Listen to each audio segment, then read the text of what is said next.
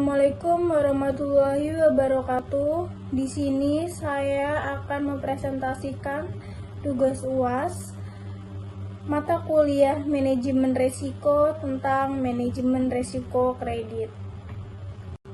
Perkenalkan, saya Delia Ayu Pangestika dengan NIM 2105520020 Prodi S1 Akuntansi. Pengertian manajemen risiko. Manajemen risiko adalah suatu usaha untuk mengetahui, menganalisis, serta mengendalikan risiko dalam setiap kegiatan perusahaan dengan tujuan untuk memperoleh efektivitas dan efisiensi yang lebih tinggi. Pengertian manajemen risiko kredit. Dalam peraturan OJK di tahun 2016, risiko kredit adalah risiko akibat kegagalan pihak lain dalam memenuhi kewajiban kepada lembaga keuangan yang memberikan kredit sesuai dengan perjanjian yang disepakati. Pengertian manajemen risiko kredit dapat bersumber dari berbagai aktivitas bisnis perusahaan yang beroperasi sebagai lembaga keuangan. Pemberian kredit merupakan sumber risiko kredit yang terbesar. Selain itu, lembaga keuangan menghadapi risiko kredit dari berbagai instrumen keuangan seperti surat berharga, akseptasi, transaksi antar bank, transaksi kredit perdagangan, transaksi nilai tukar, dan derivatif, serta kewajiban komitmen dan kontingensi. Lalu ada jenis kredit. Kredit berasal dari kata cedere atau ceditum yang berarti kepercayaan. Firdaus dan Ariyanti tahun 2004 membagi penggolongan kredit sebagai berikut. Menurut tujuan penggunaannya, kredit konsumtif yaitu kredit yang digunakan untuk membiayai pembelian barang dan jasa yang dapat memberi kepuasan langsung terhadap kebutuhan manusia.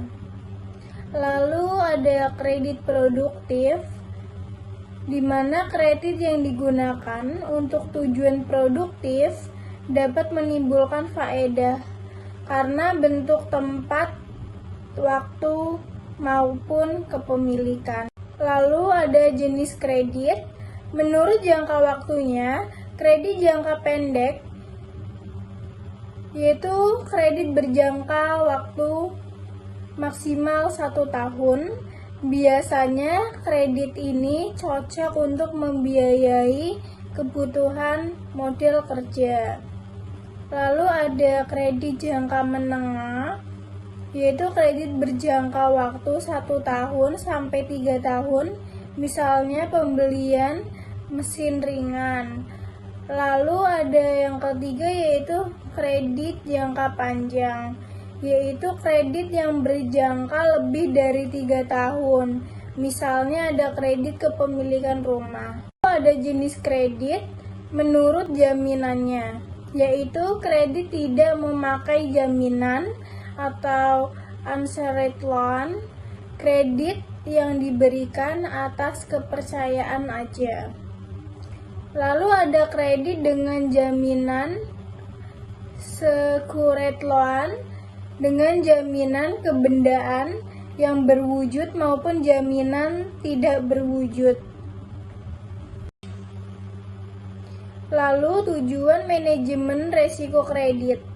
Tujuan utama manajemen risiko kredit adalah memastikan aktivitas penyediaan dana lembaga keuangan tidak terekspos pada risiko kredit yang telah menimbulkan kerugian pada lembaga keuangan. Lalu kemampuan lembaga keuangan untuk mengidentifikasi, mengukur, memantau dan mengendalikan resiko kredit, serta menyediakan modal yang cukup bagi resiko tersebut akan menjadi eksposur utama di lembaga keuangan utama di Indonesia. Ada macam-macam resiko kredit. Yang pertama ada resiko konsentrasi kredit, lalu ada resiko akibat kegagalan pihak lawan, lalu ada resiko akibat kegagalan statement, dan ada country risk. Yang pertama ada resiko konsentrasi kredit, yaitu resiko yang timbul akibat konsentrasinya penyediaan dana kepada satu pihak atau sekelompok pihak, industri, sektor, atau area geografis tertentu yang berpotensi menimbulkan kerugian cukup besar yang dapat mengancam kelangsungan usaha lembaga keuangan yang memberikan kredit. Lalu yang kedua ada resiko akibat kegagalan pihak lawan, yaitu merupakan resiko yang timbul akibat terjadinya kegagalan pihak lawan dalam memenuhi kewajibannya dan timbul dari jenis transaksi yang memiliki karakteristik tertentu. Karakteristik resiko yang timbul dari jenis transaksi itu yang pertama, ada transaksi yang dipengaruhi oleh pergerakan nilai wajar atau nilai pasar. Yang kedua, ada nilai wajar dari transaksi dipengaruhi oleh pergerakan variabel pasar tertentu. Dan yang ketiga, ada transaksi yang menghasilkan pertukaran arus kas atau instrumen keuangan. Dan yang terakhir tuh ada karakteristik resiko bersifat bilateral. Yang pertama, dalam hal ini wajar kontrak bernilai positif, maka lembaga keuangan terekspos resiko kredit dari pihak lawan. Dan yang kedua, bila nilai wajar kontrak bernilai negatif, maka pihak lawan terekspos resiko kredit dari lembaga keuangan. Lalu yang ketiga ada resiko akibat kegagalan settlement, yaitu adalah resiko yang timbul akibat kegagalan penyerahan kas atau instrumen keuangan pada tanggal penyelesaian yang telah disepakati dari transaksi penjualan maupun pembelian instrumen keuangan. Yang terakhir ada country risk, yaitu adalah resiko yang timbul dari ketidakpastian karena memburuknya kondisi perekonomian suatu negara, kegagalan suatu negara dalam membayar utang, gejolak sosial politik dalam suatu negara, serta kebijakan suatu negara, antara lain rasionalisasi atau pengambilan aset, lalu ada kontrol nilai tukar atau devaluasi nilai tukar. Lalu ada jenis resiko yang termasuk dalam country risk, yaitu yang pertama ada sovereign risk, ada transfer risk, dan ada microeconomic risk. Apa sih itu sovereign risk? Yaitu adalah potensi kerugian yang timbul karena pemerintah suatu negara tidak dapat atau tidak bersedia untuk memenuhi kewajibannya. Lalu yang kedua ada transfer risk, yaitu potensi kerugian yang timbul karena pihak asing di luar negeri tidak dapat menyediakan atau tidak dapat memperoleh valuta asing untuk memenuhi kewajibannya karena terdapat pembatasan tertentu.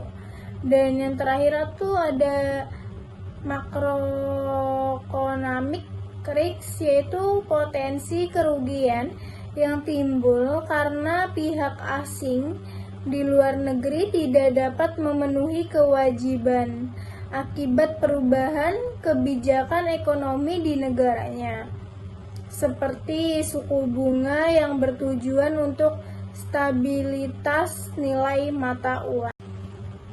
Lalu ada penyebab kredit macet. Yang pertama ada faktor intern dari kredit macet, yaitu adanya self-dealing atau tidak kecurangan dari aparat pengelola kredit. Yang kedua ada kurangnya pengetahuan atau keterampilan para pengelola kredit. Dan yang ketiga adanya kurang baiknya sistem informasi manajemen yang dibangun pada bank yang bersangkutan. Dan yang keempat ada lemahnya organisasi dan manajemen dari bank yang bersangkutan. Dan yang kelima ada tidak adanya kebijakan kredit yang dilakukan oleh bank yang bersangkutan kepada para nasabah debitnya. Dan yang keenam adanya sikap ceroboh, lalai, dan menggampangkan dari pengelola pengkreditan.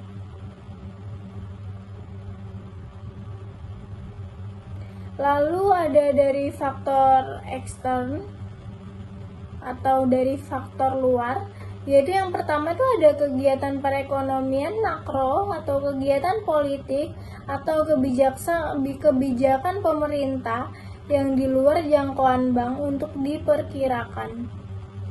Dan yang kedua adanya bencana. Yang kedua adanya bencana alam dari kejadian lain di luar dugaan. Dan yang ketiga adanya itikat baik nasabah yang diragukan. Dan yang keempat adanya persaing cukup tajam di antara perbankan itu sendiri sehingga bank yang bersangkutan tidak mampu untuk melakukan seleksi resiko usahanya di bidang pengkreditan. Dan yang kelima adanya tekanan-tekanan dari berbagai kekuatan politik di luar bank sehingga menimbulkan kompromi terhadap prinsip-prinsip kredit yang sehat. Dan yang keenam adanya kesulitan atau kegagalan dalam proses likuidasi dari perjanjian kredit yang telah disepakati antara nasabah dengan bank. Penyebab kredit bermasalah dari aspek risiko kredit. Yang pertama ada aspek kualitatif, yaitu ada siklus bisnis dan industri menurun, misalnya harga sawit menurun. Lalu yang kedua ada tingginya ketergantungan bahan baku pada pemasok. Dan yang ketiga ada investasi debitur pada KAP dalam penyusun financial statement. Dan yang keempat ada reputasi shareholder tidak bagus. Dan yang kelima ada shareholder tidak memiliki komitmen untuk going concern usaha perusahaan. Dan yang terakhir ada debitur tidak memiliki keahlian di bidangnya. Lalu penyebab kredit bermasalah dari aspek risiko kredit menurut aspek kuantitatif. Yang pertama ada arus kas terlalu optimis. Yang kedua ada streaming penggunaan kredit. Dan yang ketiga ada harga jual produk debitur tidak kompetitif. Dan yang keempat ada terlalu ekspansif. Dan yang kelima ada markup harga biaya proyek. Dan yang terakhir ada realisasi penjualan lebih rendah dibanding target. Penyebab kredit bermasalah dari aspek resiko operasional. Ada tahapan yang pertama yaitu tahapan aplikasi kredit. Proses yang salah yaitu kurangnya verifikasi keaslian dan sah tidaknya permohonan kredit. Lalu ada tahapan analisis kredit. Proses yang salah yaitu analisis awal kurang tajam. kurangnya verifikasi kebenaran informasi dan data. Dan yang ketiga ada asumsi dasar yang digunakan jauh meleset. Dan yang keempat ada analisis kualitatif dan kuantitatif tidak tepat. Dan yang keempat ada analisis dangkal dan alat analisis tidak cukup. Dan yang terakhir ada resiko kredit tidak dimitigasi. Lalu ada tahapan pencairan kredit. Proses yang salah yaitu dokumentasi kredit cacat hukum. Lalu ada pencairan tanpa persetujuan otoritas.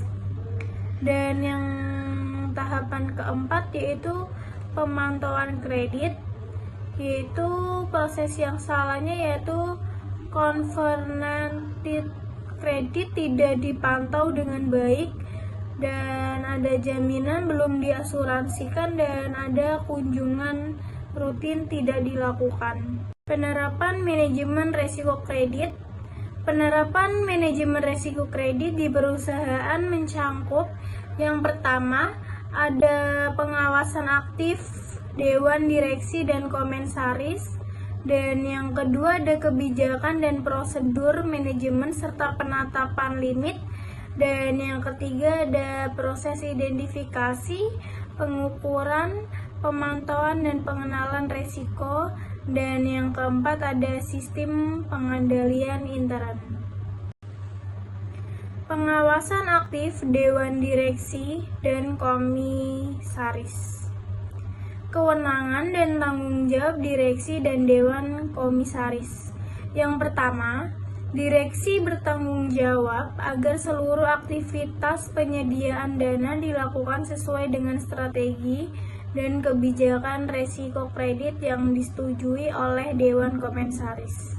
Dan yang kedua ada direksi harus memastikan bahwa penerapan manajemen risiko dilakukan secara efektif pada pelaksanaan aktivitas penyediaan dana dengan cara memantau perkembangan dan permasalahan dalam aktivitas bisnis lembaga keuangan terkait risiko kredit, termasuk penyelesaian kredit bermasalah. Dan ada dewan komisaris memantau menyediakan dana, termasuk meninjau penyediaan dana dengan jumlah besar atau diberikan kepada pihak terkait. Kecukupan sumber daya manusia untuk risiko kredit. Setiap perusahaan harus memiliki sumber daya manusia yang cukup, disertai kode etik yang dilakukan kepada seluruh pegawai pada setiap jenjang organisasi. Selanjutnya, perusahaan harus menerapkan sanksi secara konsisten kepada pejabat dan pegawai yang terbukti melakukan penyimpanan dan pelanggaran. Organisasi manajemen risiko kredit. Organisasi manajemen risiko kredit beberapa unit terkait. Yang pertama ada unit bisnis yang melaksanakan aktivitas pemberian kredit, dan yang kedua ada unit pemulihan kredit yang melakukan penanganan kredit, dan yang terakhir ada unit manajemen risiko khususnya yang menilai atau memantau risiko kredit. Kebijakan dan prosedur manajemen risiko serta penerapan limit. Yang pertama ada strategi manajemen risiko, yang kedua ada tingkat risiko yang akan diambil dan toleransi risiko, dan yang ketiga ada kebijakan dan prosedur manajemen risiko. Yang pertama, strategi manajemen risiko kredit harus sejalan dengan tujuan perusahaan untuk menjaga kualitas kredit, laba, dan pertumbuhan usaha. Lalu yang kedua ada tingkat risiko yang akan diambil dan toleransi risiko.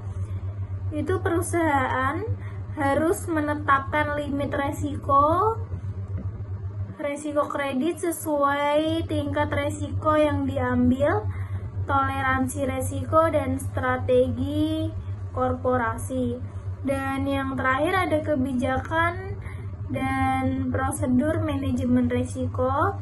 Itu lembaga keuangan harus mengembangkan dan mengimplementasikan kebijakan dan prosedur secara tepat, sehingga yang pertama itu mendukung penyediaan dana yang sehat, yang kedua ada memantau dan mengendalikan risiko kredit, dan yang ketiga itu melakukan evaluasi secara benar dalam memanfaatkan peluang usaha baru, dan yang keempat ada mengidentifikasi dari menangani kredit bermasalah. Proses identifikasi, pengukuran, pemantauan, dan pengendalian risiko. Proses manajemen risiko kredit yaitu pertama melalui identifikasi, yang kedua pengukuran risiko, dan yang ketiga ada pemantauan risiko, dan yang keempat ada pengendalian risiko.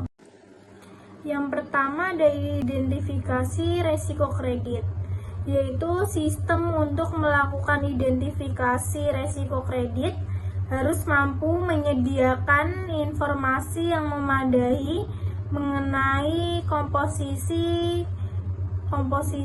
portofolio kredit. Tahapan identifikasi risiko kredit yaitu pertama melalui sumber risiko, lalu ke analisis kredit, yang ketiga ada komposisi portofolio, lalu ke kualitas kredit. Analisis kredit yaitu ada pendekatan 5C, yang kedua ada analisis generik, dan yang ketiga ada analisis kinerja keuangan historis. Analisis kredit yang pertama yaitu pendekatan 5C, yaitu ada ke karakter, lalu kolateral, lalu ada capacity, ada condition, ada kapital. Pendekatan 5C apa sih itu? Yaitu ada karakter, yaitu menilai moral, watak, atau kejujuran dan rasa tanggung jawab sebagai manusia dalam melakukan kegiatan usaha. Karakter dapat dilihat dari latar belakang pekerjaan dan keadaan keluarga. Lalu ada capacity atau kapasitas, yaitu menilai kapasitas membayar kewajiban dari debitur. Kapasitas diukur dari kinerja bisnis di masa lampau atau pengamatan di lapangan, pabrik, dan toko. Lalu yang ketiga itu ada kapital atau modal, yaitu menilai modal yang dimiliki dalam artian kemampuan untuk menyertakan dana atau modal sendiri. Lalu ada keempat ada condition, yaitu atau kondisi, yaitu menilai kondisi ekonomi, prospek bisnis dikaitkan kondisi ekonomi. Lalu yang terakhir ada kolateral atau jaminan, di mana itu menilai ketersediaan agunan jaminan menutup resiko kredit.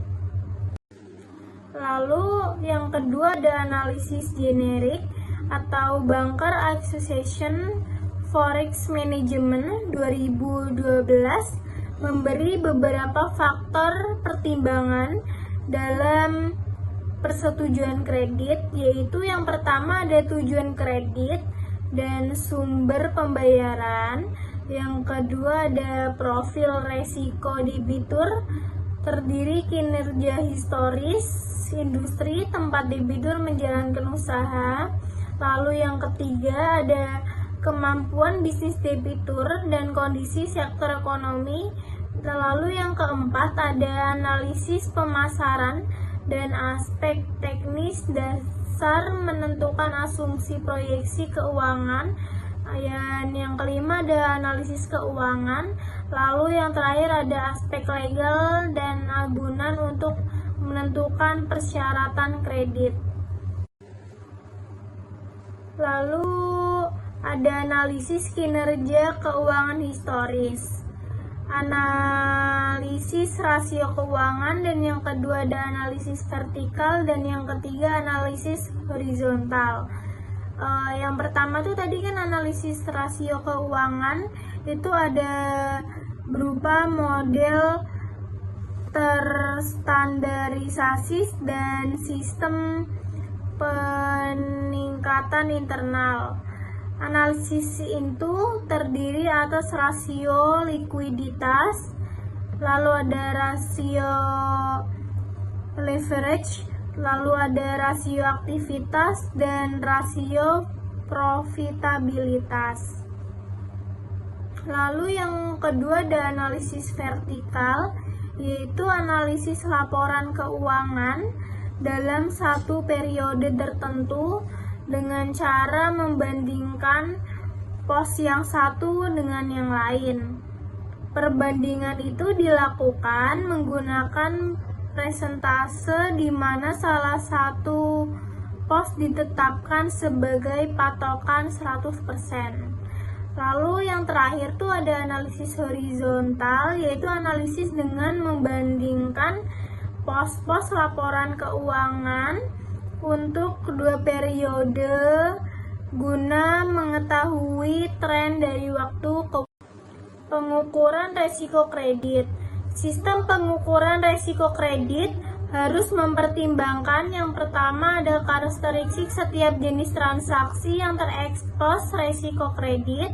Yang kedua ada kondisi keuangan debitur atau pihak lawan transaksi serta persyaratan dalam perjanjian serta tingkat bunga.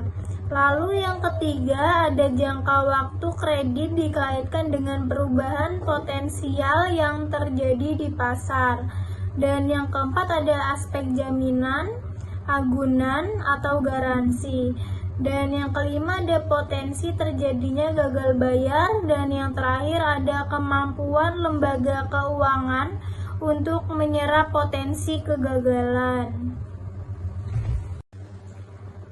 Sesuai peraturan Otoritas Jasa Keuangan nomor 11/OJK /03/2016 tanggal 29 Januari 2016 tentang kewajiban penyediaan model minimum.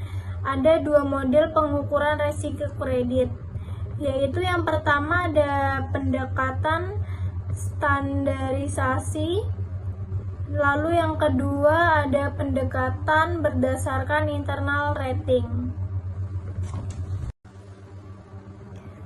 Pendekatan terstandarisasi, peringkat kredit ditetapkan oleh lembaga pemeringkat eksternal yang diakui oleh Bank Indonesia atau OJK. Bank dapat menggunakan peringkat yang ditetapkan oleh lembaga pemerintah dimaksud untuk menetapkan bobot risiko untuk tujuan kecukupan modal. Pendekatan berdasarkan internal rating atau internal rating based approach, lembaga keuangan yang menggunakan teknik pengukuran risiko dengan pendekatan pemeringkatan internal atau internal rating harus melakukan update data secara berkala. Parameter internal rating base atau IRD, yaitu terdapat beberapa komponen yang dipakai dalam pendekatan IRB, yaitu yang pertama ada probability of default atau PD, besarnya kemungkinan debitur mengalami ketidakmampuan dalam pengembalian dana kewajiban pokok maupun bunga pinjaman. PD merupakan estimasi ke depan, biasanya mempunyai horizon waktu 1 tahun. Yang kedua ada loss given default atau LGD, yaitu estimasi potensi kerugian jika terjadi one prestasi. Besar LGD adalah 1 sampai recovery rate. Recovery rate adalah tingkat pengembalian kredit setelah dilakukan upaya penagihan atau penjualan agunan atas kredit macet. Lalu ada exposure at default atau EAD, yaitu estimasi besarnya exposure kredit pada saat one prestasi. Lalu ada effective maternity atau M, yaitu sisa jangka waktu kredit. Komponen ini biasanya dipakai untuk tagihan kepada pemerintah, korporasi, dan bank. Perbedaan foundation dan advance internal rating base. Yang pertama ada komponen resiko PD, yaitu foundation IRB-nya internal dan advance IRB-nya yaitu internal. Lalu yang kedua ada LGD, yaitu foundation IRB-nya supervisor, lalu advance IRB-nya yaitu internal. Dan lalu ada komponen resiko EAD, yaitu foundation IRB-nya supervisor dan advance IRB-nya yaitu internal. Dan yang terakhir ada data yang dibutuhkan, yaitu foundation IRB-nya yaitu 5 tahun dan advance IRB-nya yaitu sekitar 7 tahun. Pengukuran resiko kredit dengan kegagalan pihak lawan. Yang pertama, untuk mengukur resiko kredit terkait dengan kegagalan pihak lawan seperti transaksi derivator over the counter. Dan yang kedua ada bank harus menggunakan nilai pasar. Lalu ada untuk mendukung analisis resiko kredit akibat kegagalan pihak lawan, lembaga keuangan harus melakukan stress testing secara rutin. Hasilnya harus dikaji ulang secara berkala untuk direksi dan harus tercermin dalam kebijakan dan limit resiko kredit. Akibat kegagalan pihak lawan yang ditetapkan direksi dan dewan komisaris. Pemantauan resiko kredit, yaitu sistem pemantauan kredit yang efektif akan memungkinkan untuk yang pertama ada memahami eksposur resiko kredit secara total maupun per aspek tertentu untuk mengantisipasi terjadinya resiko konsentrasi kredit.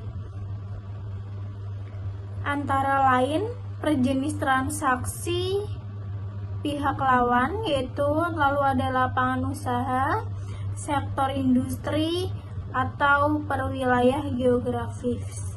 Lalu yang kedua ada memahami kondisi keuangan terkini dari debitur atau pihak lawan, termasuk memperoleh informasi mengenai komposisi aset debitur dan tren pertumbuhan.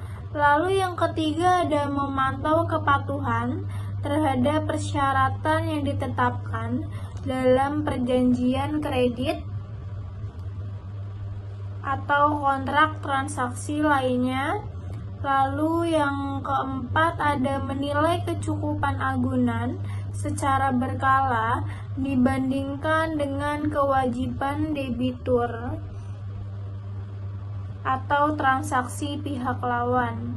Lalu yang kelima ada mengidentifikasi permasalahan secara tepat, termasuk ketidaktepatan pembayaran dan mengklarifikasi potensi kredit bermasalah secara tepat waktu untuk tindakan perbaikan.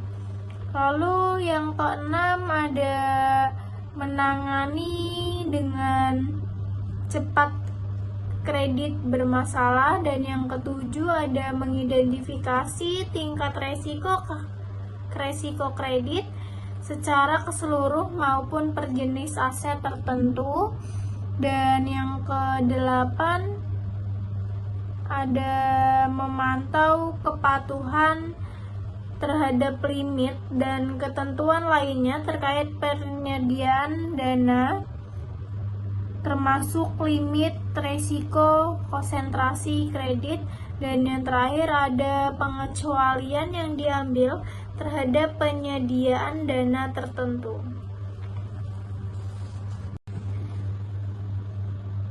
Dalam pengendalian resiko kredit perlu dipastikan bahwa satuan kerja pengkreditan dari satuan kerja lainnya melakukan transaksi yang terekspos resiko kredit telah berfungsi secara memandai, dan eksposur resiko kredit dijaga tetap konsisten dengan limit yang ditetapkan serta memenuhi standar kehati-hatian.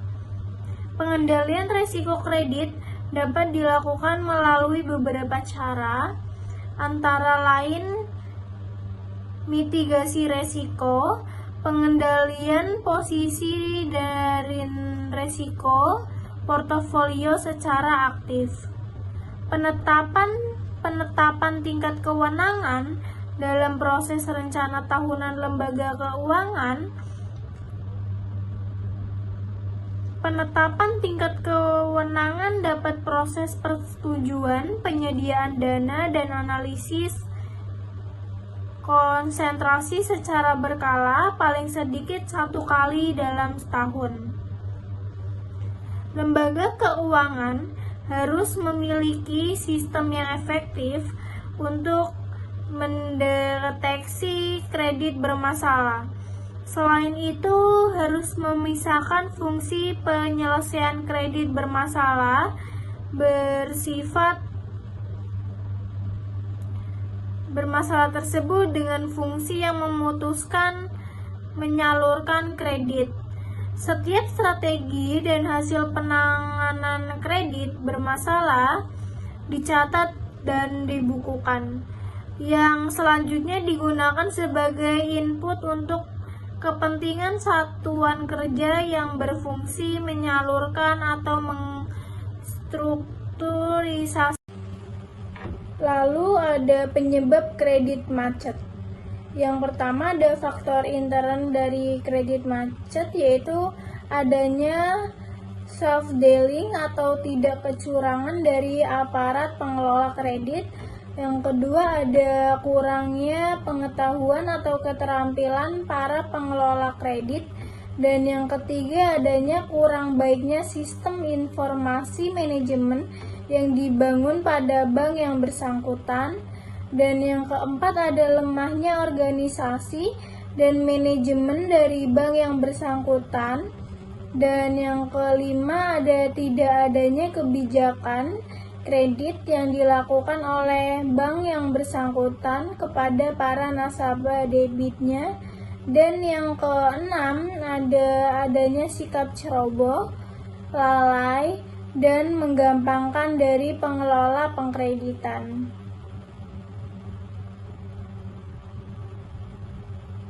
Lalu ada dari faktor ekstern atau dari faktor luar, yaitu yang pertama itu ada kegiatan perekonomian makro atau kegiatan politik atau kebijakan pemerintah yang di luar jangkauan bank untuk diperkirakan. Dan yang kedua adanya bencana. Yang kedua adanya bencana alam dari kejadian lain di luar dugaan. Dan yang ketiga adanya itikat baik nasabah yang diragukan. Dan yang keempat adanya persaing cukup tajam di antara perbankan itu sendiri sehingga bank yang bersangkutan tidak mampu untuk melakukan seleksi resiko usahanya di bidang pengkreditan. Dan yang kelima, adanya tekanan-tekanan dari berbagai kekuatan politik di luar bank, sehingga menimbulkan kompromi terhadap prinsip-prinsip kredit yang sehat.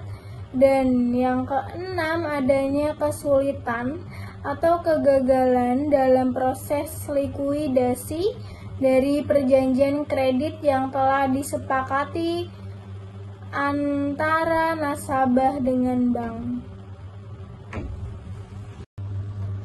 Mitigasi risiko kredit. Sejumlah teknik dan kebijakan dalam mengelola risiko kredit untuk meminimalkan kemungkinan terjadinya atau dampak dari kerugian kredit. Teknik yang digunakan yang pertama ada model pemeringkatan untuk kredit perorangan, yang kedua ada manajemen portofolio kredit, dan yang ketiga ada agunan, yang keempat ada pengawasan arus kas, dan yang kelima ada manajemen pemulihan, dan yang keenam ada asuransi. Model pemeringkatan untuk kredit perorangan. Pemeringkatan kredit ini adalah suatu kategori yang sistematis, umumnya berbentuk rangkaian alfabet seperti AAA, AA, dan lain-lain, yang diberikan kepada debitur atau kelompok debitur berdasarkan tingkat kemungkinan kegagalan debitur atau kelompok debitur dalam memenuhi kewajiban yang timbul atau fasilitas kredit yang diterimanya. Alfabet AAA yaitu dengan keterangan instrumen hutang dengan risiko sangat rendah, tingkat pengembalian teramat baik, lalu perubahan pada kondisi keuangan, bisnis atau ekonomi tidak akan berpengaruh secara signifikan terhadap risiko investasi. Lalu ada AA yaitu dengan keterangan instrumen hutang dengan risiko sangat rendah, tingkat pengembalian sangat baik, perubahan pada kondisi keuangan, bisnis atau ekonomi barangkali akan mempengaruhi terhadap risiko investasi, tetapi tidak terlalu besar. Lalu ada A yaitu dengan keterangan pengembalian hutang dengan risiko rendah, tingkat pengembalian baik meskipun perubahan pada kondisi keuangan, bisnis atau ekonomi akan meningkatkan risiko investasi. Lalu BBB dengan keterangan tingkat pengembalian yang memadai, perubahan pada kondisi keuangan, bisnis atau ekonomi mempunyai kemungkinan besar meningkatkan risiko investasi dibandingkan dengan kategori yang lebih tinggi. Lalu ada BB yaitu investasi, perubahan mempunyai kemampuan membayar bunga dan pokok pinjaman, tetapi kemampuan tersebut rawan terhadap perubahan pada kondisi ekonomi, bisnis, dan keuangan. Lalu ada B, yaitu dengan instrumen hutang, saat ini mengandung resiko investasi, tingkat pengembalian tidak terlindungi secara memadai terhadap kondisi ekonomi, bisnis, dan keuangan. Lalu ada C dengan keterangan instrumen keuangan yang bersifat spekulatif dengan memungkinkan besar bangkrut. Lalu ada D yaitu dengan instrumen keuangan yang sedang bangkrut. Manajemen portofolio kredit adalah mekanisme atau teknik pengelola berbagai aset dalam suatu portofolio untuk mencapai diversifikasi yang optimal. Tujuannya untuk mengkreasi portofolio kredit yang berkualitas melalui diversifikasi optimal dengan debitur terbaik dalam industrinya. Lalu ada agunan. Agunan adalah hak dan kekuasaan atas benda berwujud dan benda tidak berwujud yang diserahkan debitur atau pihak ketiga sebagai pemilik agunan kepada lembaga keuangan sebagai second way out guna menjamin pelunasan kredit apabila kreditnya tidak dapat dilunasi sesuai waktu yang disepakati dalam akad atau adendumnya. Pengawasan arus kas. Dengan pemantauan arus kas, resiko kredit dapat diturunkan dengan menjaga exposure at default atau EAD dan memastikan nasabah pada kesempatan pertama melakukan aksi-aksi perbaikan terhadap situasi yang terjadi. Lalu manajemen pemulihan. Pengelola kredit macet yang efisien akan mampu mengurangi kerugian yang timbul. Oleh karena itu, lembaga keuangan banyak yang membentuk bagian khusus untuk menangani panggihan sebagai bagian penting dari proses manajemen risiko kredit. Asuransi. Salah satu alat mitigasi risiko kredit yang biasa dipakai adalah asuransi, baik dari sisi asuransi kreditnya, dari sisi jiwa yang menerima kredit, atau dari sisi objek agunan dan penerima kredit.